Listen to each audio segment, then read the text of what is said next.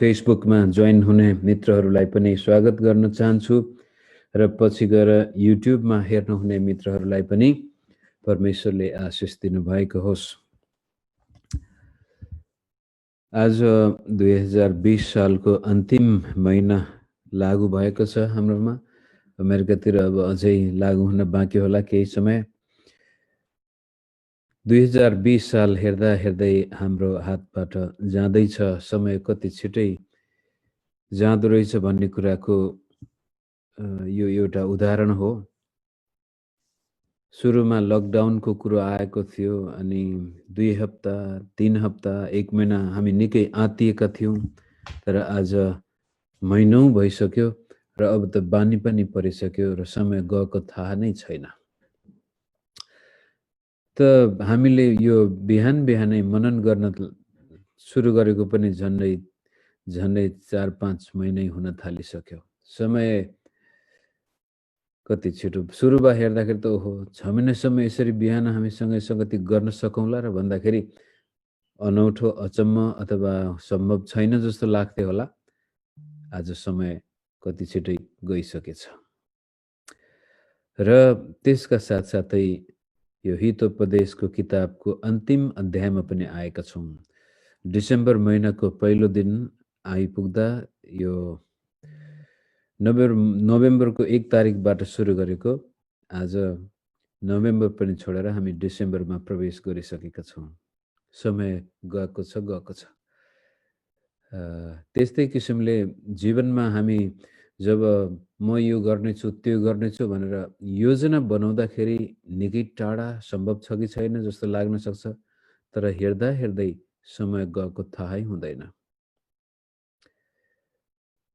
त यस्तो द्रुत गतिमा गइरहेको समय बितिरहेका दिनहरूमा पनि प्रत्येक दिन हामी परमेश्वरसँग संगत गर्न सक्छौँ, प्रत्येक दिन परमेश्वरसँग खुसी रहन सक्छौँ, प्रत्येक दिन आफ्नो परिवारमा सुख छ, परिवारमा प्रेम छ, मेलमिलाप छ भने त्यो नै हाम्रो जीवनको सबभन्दा ठुलो उपलब्धि हुन जान्छ। त्यसै सिलसिलामा आज अन्तिम अध्यायमा यस्तो विषय हितोपदेशले हामीलाई राख्दैछ जसले एउटा राजालाई सम्बोधन गरिएको भए तापनि हामी प्रत्येक व्यक्तिको निम्ति यो महत्त्वपूर्ण छ र त्यसमा आउँछ आमाको अर्ती र चरित्रवान श्रीमती, जसको जीवनमा एउटा बुद्धिमान आमा छ र त्यसका साथसाथै जसको जीवनमा एउटा चरित्रवान स्त्री अथवा पत्नी श्रीमती छ, त्यो मानिस साँच्चै नै आशिषित व्यक्ति हो। अब आमा बुद्धिमान र श्रीमती चरित्रवान छ भन्दैमा आफू चाहिँ बेवकुफ छ भने त काम लागेन। र आमाले दिएको अर्ती र त्यस्तै किसिमले उसको जीवनमा श्रीमतीको चरित्र पनि त्यस्तै प्रकारको उच्च छ भने त्यो व्यक्ति साँच्चै खुसी हुन्छ। आमाको कुरा गर्दाखेरि 2 जना धेरै ठुला परमेश्वरका सेवकको नाम आउँछ अथवा सम्झना आउँछ, उनीहरूको आमाको सम्झना। यो 340-50 तिर यीशुख्रिस्ट आएको आजभन्दा झन्डै 1600 समथिङ वर्ष अगाडि अफ्रिकामा जन्मेका एकजना यो आमाको कुरा गर्दाखेरि तपाईले अन गर्दाखेरि म्युट गर्नु भएन भने मेरो आवाज म कहाँ फर्केर आउँछ, माफ गर्नुहोला। उनको नाम हो अगस्टिन। उत्तर अफ्रिकामा जन्मेका थिए। निकै तीक्ष्ण बुद्धिका, सानै उमेरमा बाउ बितेर गए, पढाइ लेखाइ गर्ने सम्भावना थिएन र अब बाउ बितेर गइसकेपछि परिवारको जिम्मा मेरै हातमा छ भनेर किसानी गरेरै जीवन बिताउन खोजिरहेको बेलामा एउटा गाउँको धनाढ्य व्यक्तिलाई दया लाग्छ र उनले अगस्टिनलाई पढ्नको लागि सहायता गर्छन्। उनी एउटा नजिकको सहरमा गएर उच्च शिक्षा हासिल गर्छन्, निकै विद्वान व्यक्तिको रूपमा खडा हुन्छन्, तर उनले यीशुलाई विश्वास गर्न छोडिदिए। क्रिस्चियन परिवार भनौँ, आमाले विश्वास गर्नुभएको थियो, छोराले विश्वास गर्नुको सट्टामा एउटा छुट्टै प्रकारको दर्शन शास्त्रतिर ध्यान गयो अनि आमा दिनरात प्रार्थना गर्दथिन्। त्यो छोरालाई उनले घरिघरि सम्झाइ बुझाइ गरेर भेट्ने बित्तिकै उनलाई परमेश्वरको मार्गमा आउनको लागि बिन्ती भाव गर्थिन्। तर छोरा एउटा विश्वविद्यालयमा आजको जस्तै विद्वान व्यक्ति पढाउन थालेको थियो। त्यो सहर कार्थेज सहरमा उनी निकै प्रख्यात व्यक्ति बने, तरै पनि आमा गएर अगस्टिनलाई घरिघरि झिजो गर्दथिन्। पछि अगस्टिनले आमाबाट मुक्ति पाउनु पर्यो भनेर भागेर उनी आमालाई रातारात त्यत्तिकै छोडेर उनी समुद्र पारी युरोपतिर जान्छन् अफ्रिकाबाट। र पनि त्यो आमाको प्रार्थनाले अगस्टिनलाई छोडेन। जब उनी युरोपमा रोममा थिए अथवा रोमको सहर मिलानमा थिए, त्यहाँ त्यही सहरमा एकजना पास्टर भयङ्कर प्रभावशाली प्रचारक हुनुहुन्थ्यो र कसले भन्यो फलानु व्यक्ति त निकै राम्रो वक्ता छ भनेर। त्यो कस्तो खालको वक्ता रहेछ, आफू पनि त्यस्तै प्रकारको दर्शनशास्त्री, त्यस्तै प्रकारको प्रवक्ता। मण्डलीमा जाँदाखेरि एम्ब्रोज भन्ने पास्टरको प्रचार सुन्दा उनलाई साह्रै प्रभाव पर्दछ र उनले यसोलाई विश्वास गर्न गए।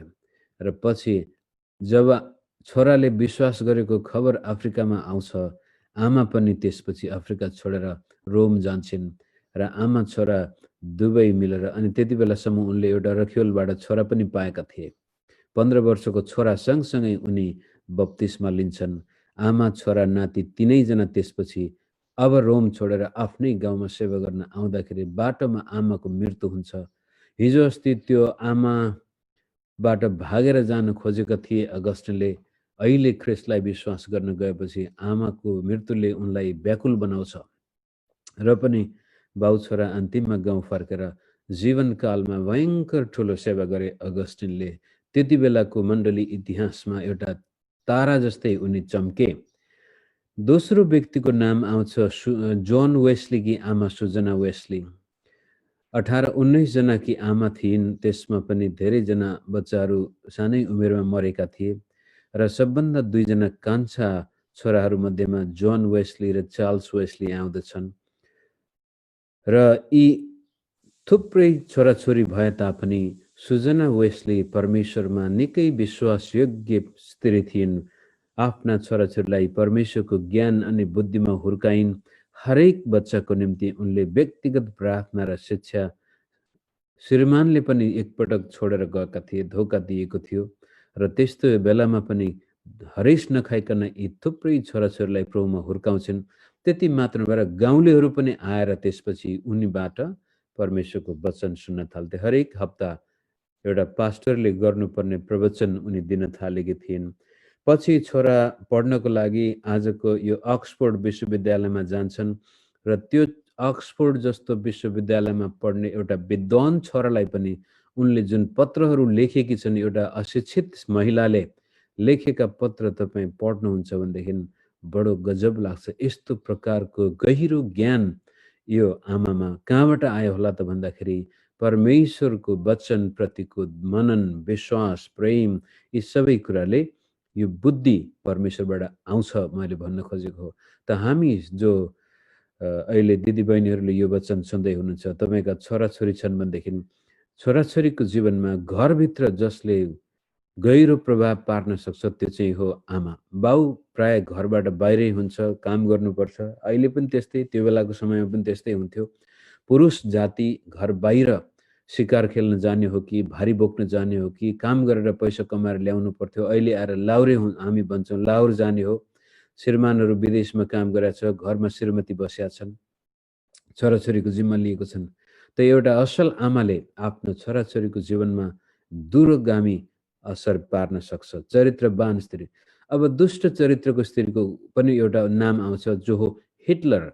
जर्मनको शासक हिटलरकी आमाले आफ्नो श्रीमान घरमा नहुँदाखेरि एउटा परपुरुषलाई घरमा बोलाएर रमाइलो गर्थिन्। त्यति बेलामा हिटलर त्यस्तै 3-4 वर्षका थिए भनिन्छ र सानै उमेरमा यो दुष्ट चरित्रको उदाहरण हिटलरले देखेको कारण पछि उनी एउटा घृणाले भरिएको व्यक्ति जसले लाखौं मानिसहरूको नरसंहार गरे दोस्रो विश्वयुद्धको पालामा। र आजसम्म पनि हिटलरको नाम सुन्ने बित्तिकै सारा जर्मन जातिहरूको भित्र चसक्क एउटा दोषी आत्माले छुन्छ। आमाको प्रभाव। आउनुहोस् अब यो अन्तिम हितोपदेश अन्तिम अध्यायमा हामी कस्तो गजबको निष्कर्ष निकालिएको छ त परमेश्वरको वचनमा। एक पदबाट राजा लमुएलका नीति वचन। अब यो राजा लमुएल पनि धेरैले भन्छन् यो सलोमन राजालाई नै अर्कै एउटा बोलाउने नामबाट दिएको हुन सक्छ भन्छन्, तरै पनि यो सायद अगुर जस्तै अर्कै एउटा विशिष्ट विद्वान व्यक्ति हुनुपर्छ, ज्ञानी पुरुष हुनुपर्छ र उसकी आमाले उसलाई बताएका वचनहरू यहाँ उल्लेख गरिएका छन्। राजा लमुएलका नीति वचन जो तिनकी आमाले सिकाएकी एक ईश्वरवाणी, यो एउटा पवित्र आत्माकै अगुवाईबाट भएको देखिन्छ। हे मेरो छोरो, हे मेरो गर्वको छोरो, हे मेरो भाकलको छोरा, यो सम्बोधन गर्दाखेरि आमाले छोरालाई सम्बोधन गर्दा त्यो एक किसिमको माया, ममता र छोरा र आमा बीचको गहिरो सम्बन्ध देखाउँदछ। र नभन्दै एउटा आमाले आफ्ना छोराछोरीलाई कति धेरै माया गर्छ भन्ने कुरा यहाँबाट पनि देखिन्छ। यहाँसम्म कि कतिपटक बलात्कृत स्त्रीबाट पनि जन्मेका छोराछोरीप्रति आमाको ममता हुन्छ। हिजो अस्ति बडो दुर्घटना, दुःखदायी हिसाबले कुनै स्त्री बलात्कृत भएर गर्भवती भएकी थिए भने पनि आफ्नो कोखबाट जन्मेको बालकप्रति आमाको ममता हुन्छ, चाहे त्यो दुष्ट बाउको सन्तान किन नहोस् र पनि आफ्नो कोखबाट जन्मेको बालकप्रति माया, ममता एउटा माताको हृदयमा हुन्छ। सायद त्यस्तै प्रकारले आफ्नी आमाले बोलेको कुरो यहाँ यसरी उल्लेख गरिएको छ। त पहिलो कुरो आफ्नो छोरालाई सम्बोधन गर्दाखेरि आमाले भन्छन् 3 पदबाट, तेरो बल स्त्रीलाई दिएर नसिद्धिया र तेरो ताकत त्यसलाई नदे जसले राजाहरूको पतन गराउँछन्। त पहिलो सन्देशमै आमाले भन्दैछ, छोरा व्यभिचारको पापमा नफस्नु, यौन अभिलाषाले तेरो जीवन बर्बाद नहोस्। अब हितोपदेशको सुरुमै 1 देखि 8 अध्यायसम्म पनि हामीले हेरेका थियौँ, राजा सलोमनले पनि आफ्ना छोरालाई अर्थी उपदेश दिँदाखेरि अधिकांश त्यो खण्डमा व्यभिचारको पापबाट अलग बस्नु, वेश्यावृत्तिबाट अलग बस्नु, स्त्री जो चरित्रहीन स्त्रीको पासोमा नपर्नु भनेर उल्लेख गरे जस्तै आमाले पनि आफ्नो छोरालाई, राजालाई अर्थी उपदेश दिँदाखेरि यौन अभिलाषामा आफ्नो तागत बल जीवन खेर नफाल्नु।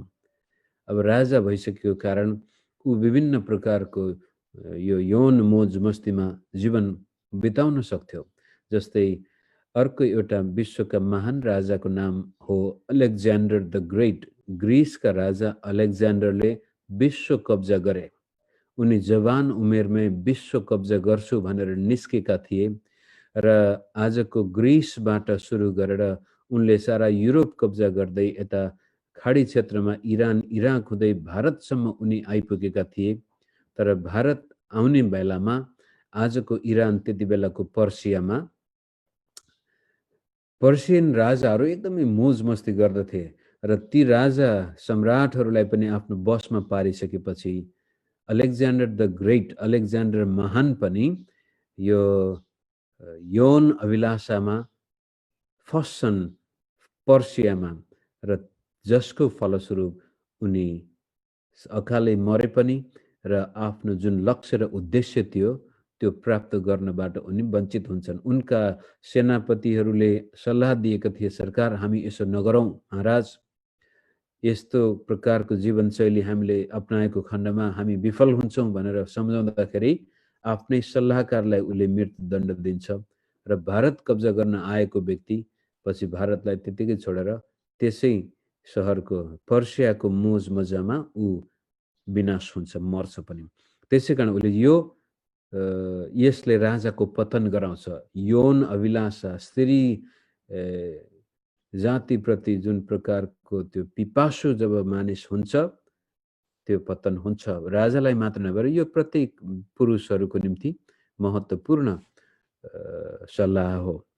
4 पदमा अर्को एउटा 4 देखि 7 सम्म, माथि 3 पदमा त्यो व्यभिचारको पापमा नफस्नु, यौन अभिलाषाले त्यसलाई नसिद्ध्याओस् भनेको छ भने 4 देखि 7 सम्म मदिरापान जाँड रक्सीले पनि त नमात्तिनु, यो राजाको निम्ति सुहाउने होइन भनेर यसरी भन्छ। यो राजाहरूका निम्ति होइन, हे लमुएल, राजाहरूले दाखमध्ये पिउनुहुन्न, शासकहरूले मदिराको लालसा गर्नुहुन्न, दाखमध्ये पिउनुहुन्न, कुनै पनि प्रकारको नशालु पदार्थ पिउनुहुन्न, नत्र भने तिनीहरूले पिएर कानुनी आदेश के हो बिर्सने छन् र थिचोमिचोमा परेका सबैलाई तिनीहरूको अधिकारदेखि वञ्चित गराउँछन्।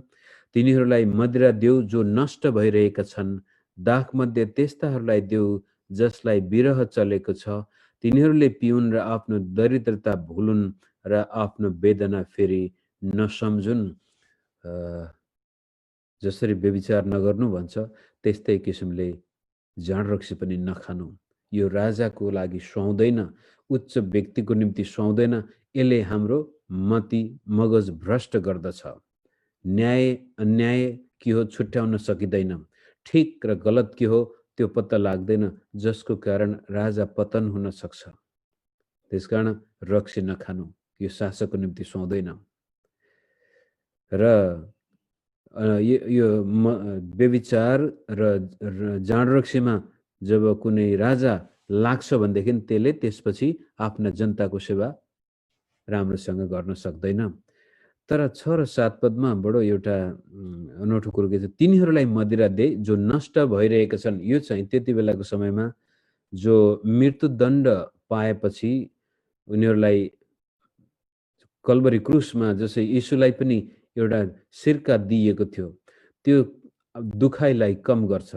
कहिलेकाहीँ अब शासकहरू, त्यहाँका अधिकारीहरू मानव भएको कारण मृत्युदण्ड पाएको व्यक्तिलाई यसरी नशालु पदार्थ दिएको खण्डमा उसको मर्दाखेरिको दुखाइ कम हुन्छ भन्ने विश्वासको कारण यसलाई नष्ट भइरहेकोहरूलाई दाखमध्ये दिनु रे, त्यस्ताहरूलाई देऊ जसलाई विरह चलेको छ, अनि तिनीहरूले पिउन् र आफ्नो दरिद्रता भुलुन् र आफ्नो वेदना फेरि नसम्झुन्। यसले यो चाहिँ के भन्न खोज्यो भने यस्ता गरिब दुखीलाई पिएर आफ्नो पीर बिर्सुन् भनेको होइन, तर राजालाई भने यस्तो यस्तो एकदमै नाजुक स्थितिमा पुगेको व्यक्तिलाई बरु दिनु। तर जीवनमा कोही केही गर्न चाहन्छ भनेदेखि यो खानु राम्रो होइन, राजाको लागि यो सुहाउँदैन। र हामीले देखेका छौँ धेरै मानिसहरू एकछिनको विरह बिर्सनको लागि उनीहरू 1-2 बोतल रक्सी खान्छन् अथवा छ्याङ खान्छन्, जाँड खान थाल्छन् भने 1 दिन खायो, 2 दिन खायो, बिस्तारै बिस्तारै त्यसपछि उनीहरू आफ्नो जीवन नै बिर्सनु पर्ने हुन्छ। त जाँड रक्सी कहिले पनि दुःख कष्ट बिर्सने उपाय होइन मित्रहरू। यो चाहिँ केवल त्यो मृत्युदण्ड पाएर जीवन सिद्धिएर जाँदै गर्दाखेरिको व्याकुल भएको व्यक्तिलाई कमसेकम उसको अन्तिम घडीमा उसले आफ्नो विरह बिर्सोस् भन्ने कुरा उल्लेख गरिएको देखिन्छ। 8 र 9 पदमा हामी हेरौँ। अब राजाले गर्नुपर्ने काम चाहिँ, त्यस्ताहरूको पक्षमा बोल जो आफ्नो पक्षमा बोल्न सक्दैनन्, यस्ताहरूका अधिकारको निम्ति जो कंगाल छन्, आवाज उठाएर न्यायसँग फैसला गर, गरिब र दिनहीनको अधिकारको रक्षा गर। राजाले गर्नुपर्ने काम चाहिँ यो रहेछ, शासकहरूले गर्नुपर्ने काम चाहिँ यो रहेछ। एउटा बुद्धिमान आमाले आफ्नो राजा भएको छोरालाई अर्थी उपदेश दिँदाखेरि भन्छ, आवाजहीनहरूको आवाज बन, गरिब दिनहीनको अधिकारको रक्षा गर। अब जुन देशमा दुष्ट शासक हुन्छ, जुन देशमा दुष्ट शासन हुन्छ, त्यहाँ दुःख पाउने गरिब र निम्न वर्गका व्यक्तिहरू नै हुन्। जसै हाम्रो देशमा यो परापूर्व कालदेखि नै सबभन्दा बढी थिचोमिचोमा परेका व्यक्तिहरूमा आउँछन् हामीहरूलाई तल्लो जात मल्लो जातको जातीय विभेदमा परेका व्यक्तिहरू। एउटा निर्दोष मानिस भए पनि ऊ पानी पँधेरोमा जाँदाखेरि त्यहाँ अरू मल्लो जातको मान्छे कोही थिएन भने आफैले त्यो पानी पँधेरोबाट पानी थापेर पनि ल्याउन नपाउने। म सानै हुँदाखेरि गाउँमा एक दिन त्यसै गरी एकजना व्यक्ति पँधेरोबाट पानीको गाग्री भरेर घर आउँदै गरेको मल्लो जातको मान्छेले देखेछ। सोधेछ, तैँले कसरी यो पानी भरेर ल्याइस्? कसले हालिदियो तेरो भाँडामा पानी?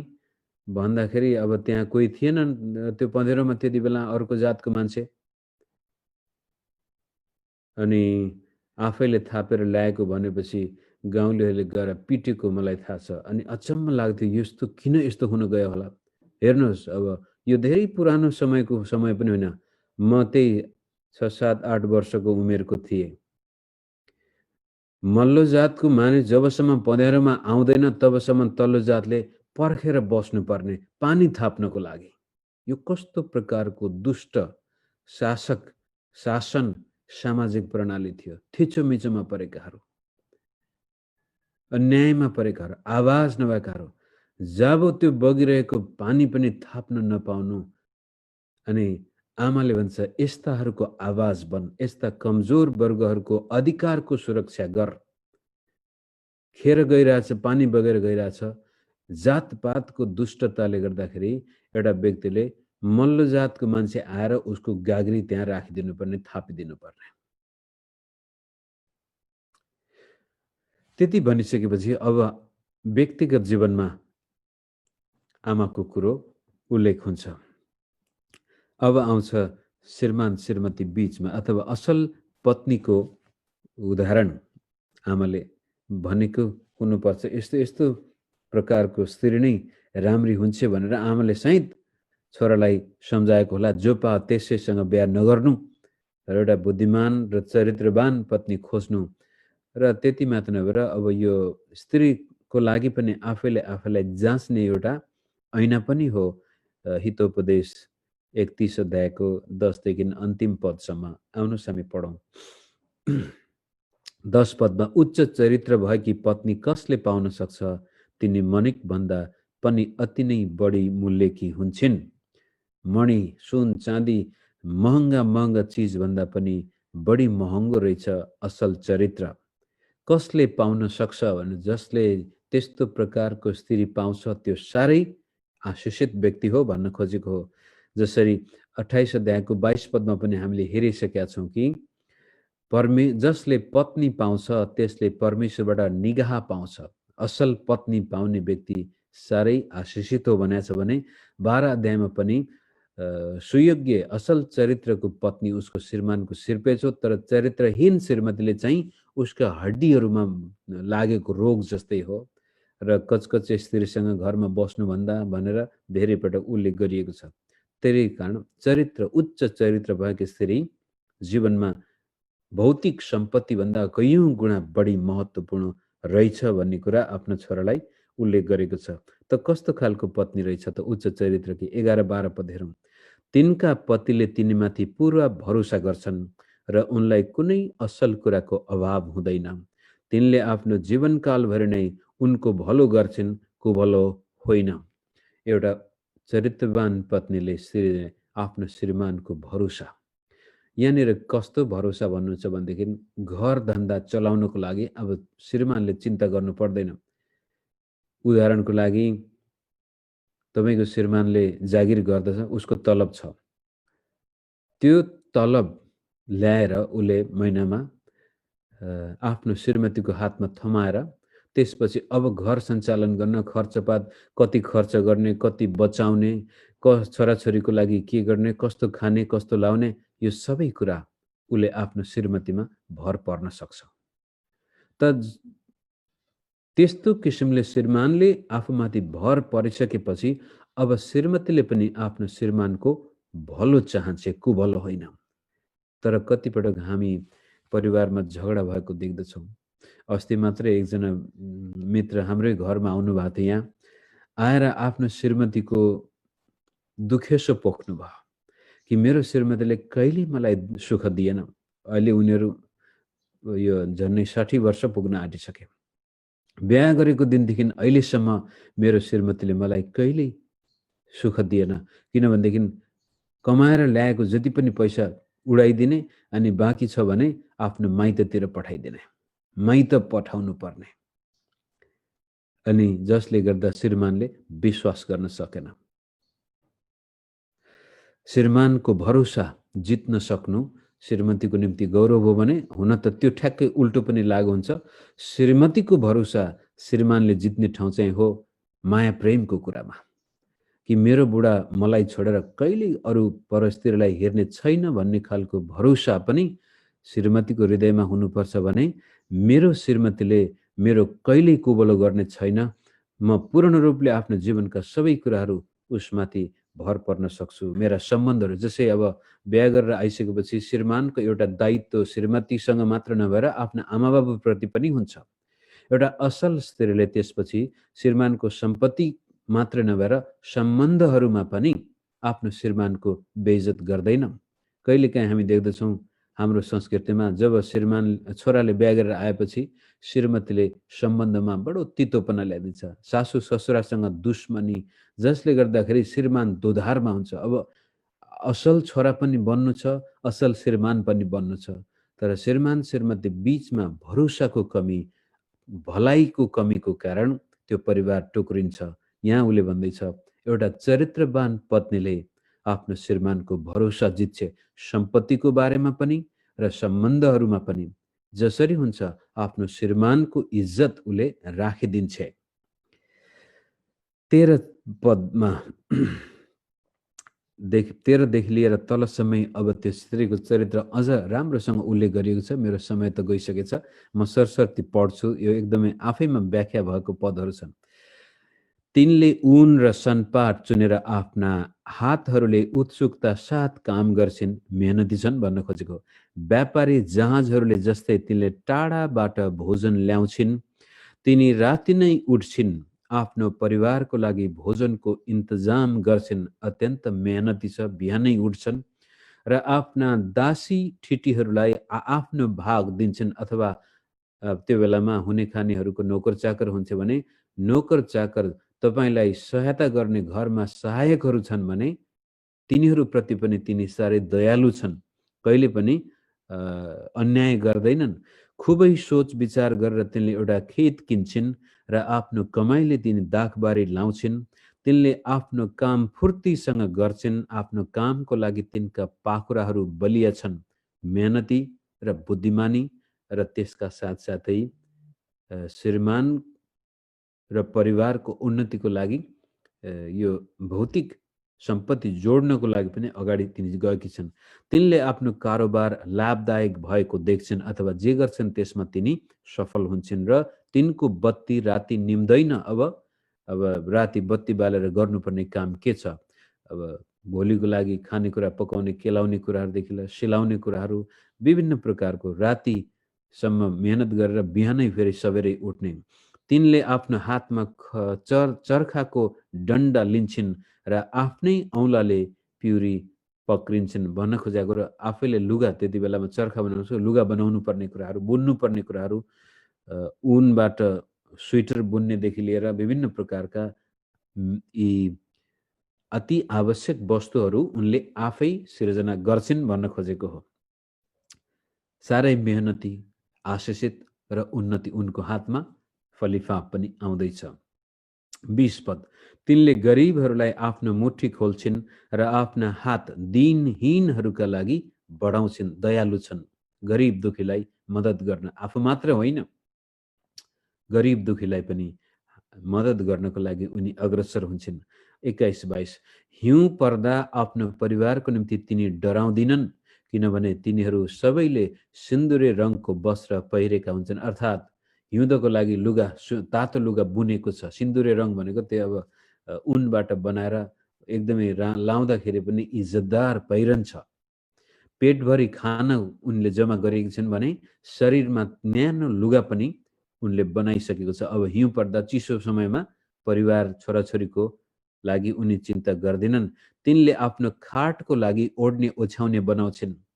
यो पढ्ने बित्तिकै मेरो बुढीको याद आउँछ। जहाँ पसलमा बजारमा गएपछि बुढा हेर यो बेडसिट कति राम्रो छ, यो तकिया कति राम्रो छ, यो सिरक, यो ब्ल्याङ्केट। र तपाईँ हाम्रो घरमा आउनुभयो भनेदेखि हाम्रो पलङ जहिले पनि निकै सुरुमा त छोरा र बाउलाई साह्रै गाह्रो हुन्थ्यो, पलङ छुन पाइँदैन थियो उठेपछि। हिजो आज त हामीले सम्झौता गरेका छौँ, बेला बेला दिउँसो थकै लागेको बेला म पलङमा सुत्न पाउँछु अब चाहिँ। तर त्यो यो सम्झिने बित्तिकै आफ्नो बेडरुममा चाहिने कुरादेखि लिएर छोराछोरीको बेड अथवा ओढ्ने ओछ्याउने, पाहुनाहरू आउने बेलामा चाहिने ओढ्ने ओछ्याउने सबै कुरा यो स्त्रीले ठिक प्रकारले बनाइराखेर बसेकी छे।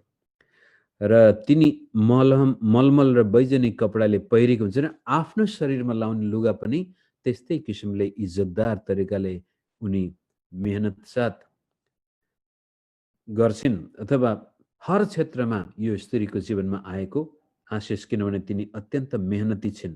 23 पद, तिनका पति सहरको मूल ढोकामा सम्मानित हुन्छन्, जहाँ उनी मुलुकका पाकाहरूसँग बसेका हुन्छन्। भन्न खोजेको कुरो मूल ढोकामा सम्मानित भनेको मतलब सहरमा, गाउँ समाजमा श्रीमानको इज्जत हुन्छ यदि उसको श्रीमतीको चरित्र ठिक छ भनेदेखि। घरमा पाहुना आउने बित्तिकै, छिमेकीहरू आउने बित्तिकै घर सफासँग चिटिक्क परेर बसेको छ। छोराछोरीहरूको बानी व्यवहार ठिक छ, अनि छोराछोरीले लाउने खाने तरिका ठिक छ, श्रीमानको पहिरन पनि ठिक छ। मानिसले इज्जत गर्न थाल्छन् त्यस्तो स्त्रीको श्रीमानलाई। 24-25, तिनले सुती कपडाका वस्त्रहरू बनाउँछिन् र ती बिक्री गर्छिन् र व्यापारीहरूलाई पटुकाहरू उपलब्ध गर्छिन्। इन्डस्ट्रियस भन्छन् त्यसलाई। आफ्नो परिवारको लागि मात्र नभएर आफ्नो मेहनतबाट पैसा पनि कमाउन जानेको छ। तिनी सामर्थ्य र प्रतिष्ठाले सुभूषित हुन्छन् र आउने दिनहरूका बारेमा तिनी हाँस्न सक्छिन्, किनभनेदेखि मेहनत गरेको छ। लाउने लुगाहरू प्रशस्तै छन्, खानको लागि भकारीमा अन्न जम्मा गरेको छ र त्यति मात्र नभएर उनी निरन्तर मेहनत गरिरहेकी छन्। उनले आय आर्जनमा पनि श्रीमानलाई मद्दत गरिरहेको कारण आउने दिनको लागि चिन्ता गर्नुको सट्टामा उनी उत्साहित छन्, खुसी छन्, आनन्दित छन्। भोलिको चिन्ता त्यो व्यक्तिले गर्दैन जो आज मेहनत गर्दैछ। मेहनत गर्ने बेलामा मेहनत भएन भने हामीलाई चिन्ता बाहेक अरू उपाय छैन। 26 देखि तल समय अब चाहिँ उनको परिवारबाट पाएको प्रशंसा यहाँ देखिएको छ। तिनी बुद्धिसँग बोल्छिन् र तिनको जीवनमा विश्वासयोग्य उपदेश हुन्छ। तिनी आफ्नो परिवारका कारोबारको रेखदेख गर्छिन् र आलस्यको रोटी खाँदिनन्। त्यो त माथिसँगै सरोकार छ, अल्छी भएर खाँदैन भन्नु खोजेको। अब 28 देखि, तिनका छोराछोरीहरू खडा भएर तिनलाई धन्य भन्छन्। आफ्ना आमाको प्रशंसा छोराछोरीले गर्छन् भने तिनका पतिले पनि यसो भनेर तिनको प्रशंसा गर्छन्। धेरै स्त्रीहरूले उत्तम कुराहरू गर्छन्, तर तिनीहरू सबैलाई तिमीले जितेकी छेउ, अथवा सबै स्त्रीभन्दा तिमी उत्तम छेउ भनेर आफ्नो श्रीमान पनि प्रशंसा गर्दछ। र अन्तिममा 2 पद, सौन्दर्य भ्रमात्मक हुन्छ र सुन्दरता उडी जाने हुन्छ, तर परमेश्वरको भय मान्ने स्त्रीको नै प्रशंसा गरिनुपर्छ। तिनले कमाएको इनाम तिनैलाई दिनु र तिनका कामले सहरको मूल ढोकामा नै तिनलाई प्रशंसा ल्याउन्। बाहिरी सौन्दर्यले धोका दिन्छ, त्यसै कारण यो स्त्रीको सौन्दर्य बाहिर पनि छ। त्यसकारण बाहिर सुन्दर नहुनु, एकदमै राम्रो लुगा नलाउनु, सिँगार पटार नगर्नु भनेको होइन। यिनी पनि एकदमै राम्रो लुगा लाइरहेछन्, सिँगार पटार पनि गरेको छ, तर यिनको वास्तविक सौन्दर्य चाहिँ बाहिर नभएर भित्र। नयाँ नियमले पनि, पत्रुसले पनि त्यही हुन्छ कि भित्र सिँगार पटार गर, भित्र मूल्यवान गहनाहरू लगाऊ, बाहिर एकदमै त्यो कपाल पनि रङ्गी बिरङ्गी, कानमा र नाकमा पनि त्यस्तै सुन झुन्याउनुको सट्टामा चरित्रवान स्त्रीले आफ्नो हृदयलाई शुद्ध पार्दछ, सोचलाई शुद्ध पार्छ र मुखको बोली वचनलाई सुन्दर बनाउँछ, जसको फलस्वरूप उसको व्यक्तिगत जीवन, पारिवारिक जीवन र यहाँसम्म कि गेटमा, सहरमा, गाउँ समाजमा उसको प्रशंसा हुन्छ। जसै हामी अगस्टिनकी आमा मोनिकाको अहिलेसम्म प्रशंसा गर्छौँ, जोन वेस्लीकी आमा सुजना वेस्लीको अहिलेसम्म हामी प्रशंसा गर्छौँ, र हामी प्रत्येक जसकी आमाले हाम्रो जीवनमा यस्तो किसिमको ज्ञान, बुद्धि, वास्ता, दुःख कष्ट, बाउ जड्या भएर पनि आफ्नो परिवारमा दुःख कष्ट गरेर हामीलाई हुर्काउने आमाको पनि हामी आजसम्म प्रशंसा गर्छौँ भने दुष्ट आमाको प्रशंसा, जसै हिटलरकी आमाको पनि बेला बेलामा यो प्रशंसा भन्नाले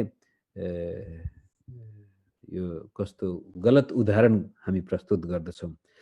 यस किसिमले हितोपदेशलाई हामीले आज सिद्ध्याएका छौँ र भोलिबाट म प्रार्थना गर्दैछु भजन सङ्ग्रहमा जाउँ या अरू कुनै पुस्तकमा जाउँ, आजको दिन प्रार्थनामा बिताएर म भोलि यहाँको सामनेमा कुन चाहिँ पुस्तकबाट निरन्तर अगाडि जाने त्यो कुरो ल्याउने छु। तबसम्म परमेश्वरले हामी सबैलाई ज्ञान बुद्धि दिनुभएको होस्, परमेश्वरको भयमा जिउनको लागि तागत बल दिनुभएको होस्, हाम्रो हातमा परमेश्वरले सम्पत्ति दिनको लागि पनि हामी मेहनती र परिश्रमी बन्न सकौँ, शरीरमा प्रभुले स्वास्थ्य दिनुभएको होस् भन्दै बिदा हुन्छु। सबैलाई जय मसीह।